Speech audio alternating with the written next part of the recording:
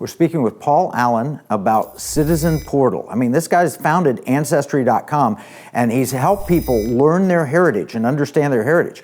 Now he's using the power of artificial intelligence and public records and public information to help people learn about their elected representatives. Do they really stand for what they say? And he looks at what they've said, in public speeches, what their votes have been, what their comments, who's funding them, and all of these things. That is Citizen Portal. And you could buy stock in it, or you could when they first came out on the crowdfunding. But my question, Paul, how do you make money when you invest in something like Citizen Portal?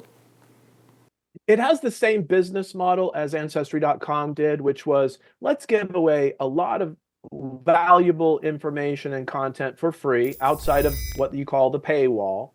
And then behind the paywall, so for $100 a year, a citizen can get access to so much more. So the way we've drawn the line for the paywall right now is that we want every citizen in the United States to have free access to their school board meetings, their local city and county meetings, and all their state legislature meetings. Because as a citizen, you have much more impact locally than you can at the federal level, until hopefully you work your way up and become influential and powerful, and maybe you can influence federal politics someday. But the average citizen has no idea what's going on at the school board or the city council and your local education system and all these things that you can affect.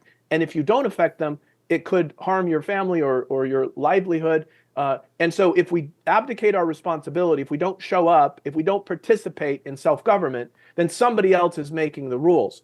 So the paywall is if you want access to all 50 states, if you want to find out what's going on in Oklahoma and in Maine and what other legislatures are doing, if you want to become a very informed citizen and find the policies and programs that do work and the regulations or lack of regulations that lead to economic prosperity, you can become a super informed citizen, find out what's going on in all of the laboratories of democracy across the United States. And one of our fondest hopes for this platform is not just to fight corruption and to restore transparency to government. We do want to do that. But imagine how many wonderful people there are serving in local positions or in state legislatures who have wonderful ideas. They are supporting freedom and liberty. They're supporting life. They're doing the things that you care about.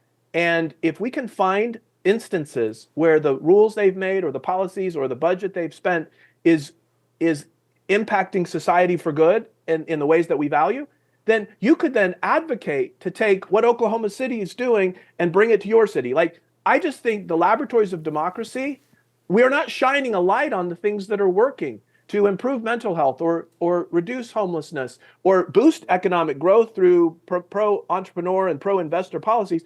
We're not shining a light on what's working, and we're not spreading what's working to all of our other jurisdictions. We hope that there could be thousands or millions of citizens who study government and study laws and study spending and programs, find the things that work. I met a city manager in Texas who saved his city millions of dollars by eliminating the public transportation system. Okay, well, that wouldn't be very popular. You need busing systems, right? Well, he replaced it with an Uber partnership and a subsidy from the city that allowed you to go point to point instead of bus route to bus route. He had a better delivery system, hyper local pickup and drop off. He saved the city millions of dollars. I love that. There's so many examples like that, but we don't know about them, so we can't advocate for them in our own backyard.